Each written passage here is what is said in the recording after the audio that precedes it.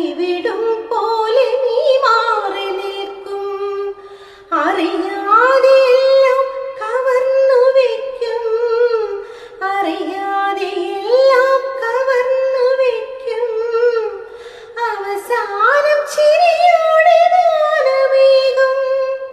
പരിഭവം പറയുവാൻ വന്നു നിന്റെ ചിരിയിൽ ഞാനെല്ലാം മറന്നു.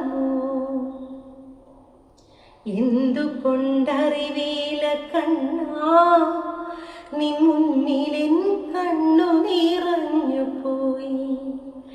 എന്തുകൊണ്ടറിവീല കണ്ണാ നിൻ മുന്നിലെൻ